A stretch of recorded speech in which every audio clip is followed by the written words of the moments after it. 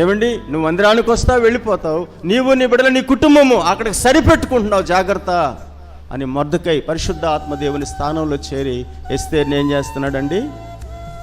చెప్పాలి గట్టిగా, హల్లెలూయా. నేను అందుకు కాదు రక్షించుకునింది, నేను బాగున్నాను, నా కుటుంబం బాగుంది, నా పిల్లలు బాగున్నారు, అక్కడికి చాలు అని అనుకుంటూ సంఘంలో కొనసాగడదని క్రైస్తవ కుటుంబానికి దేవుడు మాట్లాడుతున్నాడు. నీవు కూడా రక్షించబడ్డావు, నీవు కూడా దేవుని కాడిని భుజం మీద వేసుకుంటే, నీవు కూడా నీ నోటిని ఉపయోగిస్తే, నీ జ్ఞానాన్ని ఉపయోగిస్తే, నీ మోకాలను ఉపయోగిస్తే, నీ ద్వారా నీ జీవిత కాలంలో ఓ 10 మంది విడుదల పొందరా? ఒక 10 మందిని రక్షణలోకి నడిపించలేనటువంటి ఏమండి వ్యక్తులుగా దేవుడు సంఘాల్లో పెడతాడా?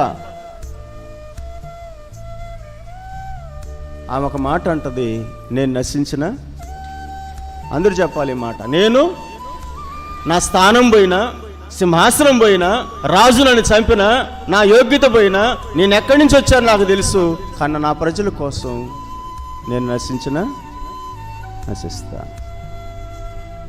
ఈరోజు దేవుని మందిరాలలో రక్షించబడిన వాళ్ళు ఎక్కువ ఉన్నారు, కానీ